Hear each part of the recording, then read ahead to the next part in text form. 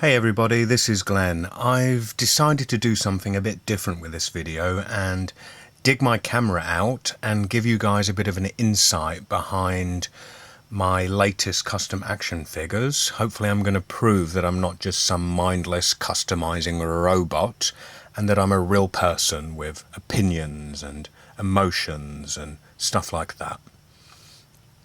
So I've decided to call this mini-series of figures PSI-WAR.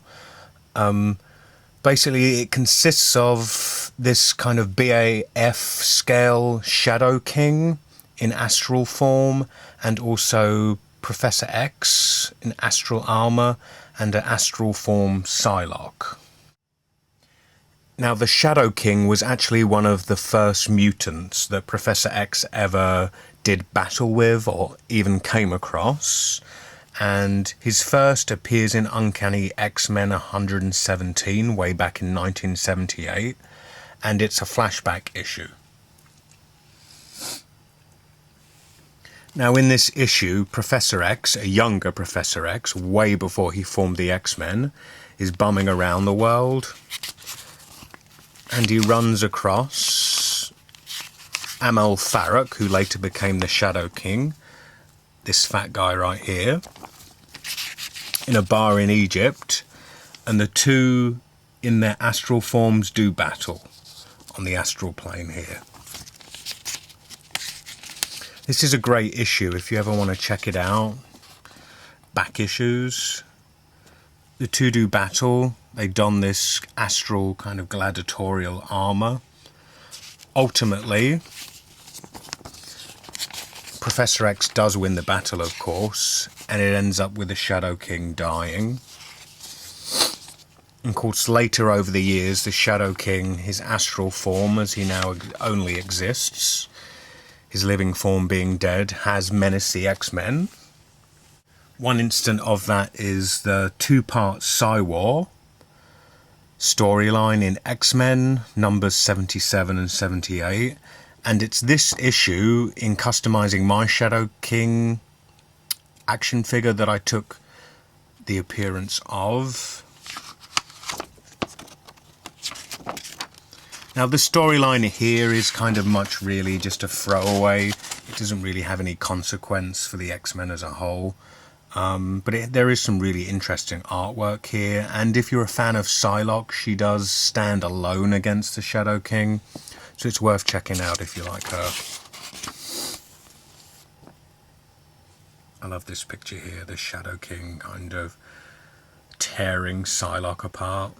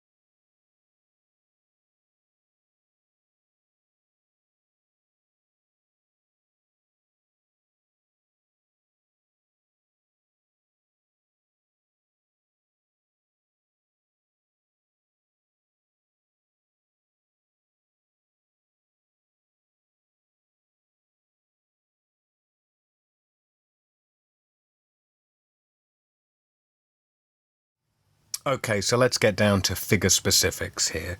This Shadow King began life as a 12-inch PSI maximum aggression figure. Basically from about this point down is that maximum aggression figure. From this point up, including the arms, it's Amazing Spider-Man rotocast figure, 12-inch. And this face, basically there is an Apocalypse BAF head underneath there. I still, well, largely I kind of kept the eye shape of that head, and you may recognize these ridges from the Apocalypse that I decided to keep as kind of representative of some kind of brow. But everything else there, the neck, the kind of evil grin, that's all sculpted with epoxy sculpt. I also added these spikes around the back. Also added these talons.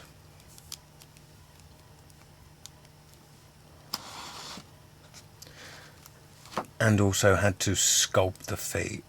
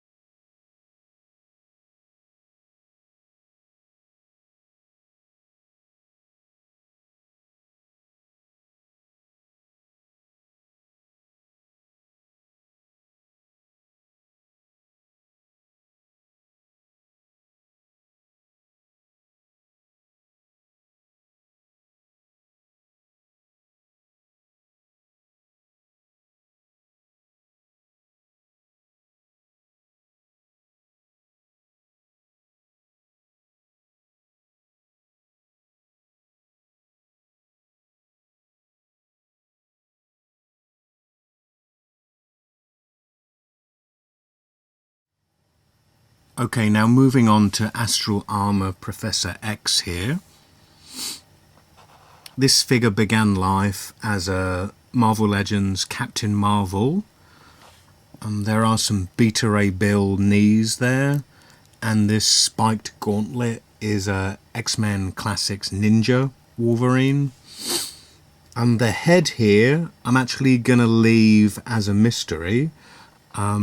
It's something you may want to comment if you want to have a guess at whose head that is. I'm just leaving it as a mystery because when I first discovered this head, it was actually used on a Professor X custom by a customizer called Loose Collector. I saw that figure over at Figure Realm and I couldn't believe how well this figure's head worked for Professor X. It kind of surprised me. Might surprise you, but probably hundreds of you will guess whose head it is in comments, and now I'll look like a complete dick. But I'm taking that chance anyway. So this is actually my second version I've done of this figure. There are a couple of differences here, the main one of which I've added this X symbol to the figure. The armor, shoulder armor here is a Shadowhawk figure.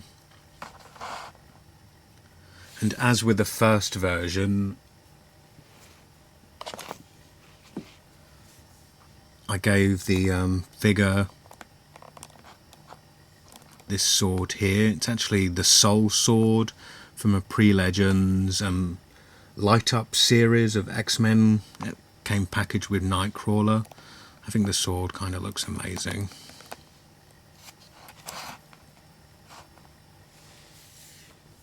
Now, the idea of an Astral Armor Professor X figure isn't something just designed by my own imagination. It was actually released in Pre-Legend form as part of the Mutant Armor series, or as Toy Biz preferred to call it, Muntant Armor series. Every figure in this series has this huge gaff, the misspelling of mutant with an additional N. I can only assume heads seriously rolled at Toy Biz back in the day for a huge gaff like that getting to this point.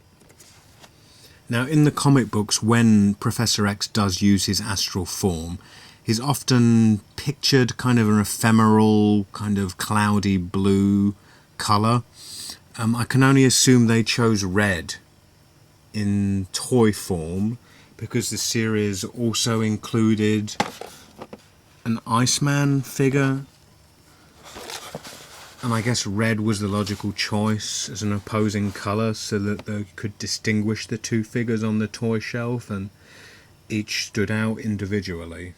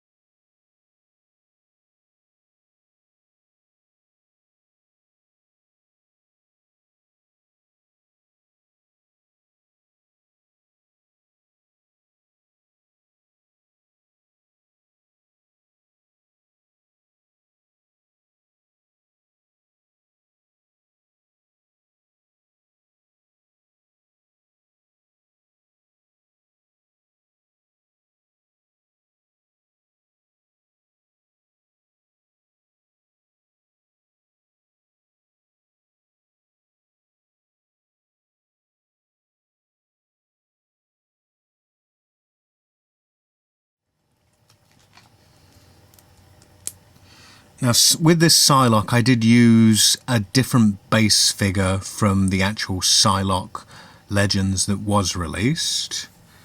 I can kind of put them alongside here. You can kind of see the differences there. The base figure I used is a Witchblade figure, and I believe the legs are from a Legends Wasp figure. I just wanted to make her a bit more kind of taller and statuesque, kind of as she appears in the comics. And the hair is also Witchblade. It's kind of really... the hair's really, I think, just a better sculpt.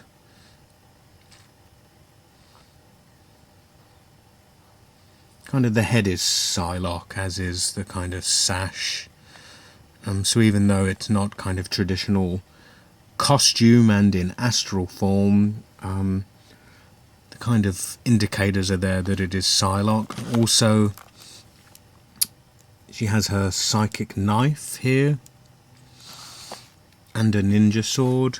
Now both those accessories came with the 5-inch Psylocke figure, also like the soul sword I used from the 5-inch light up series. Here is that figure.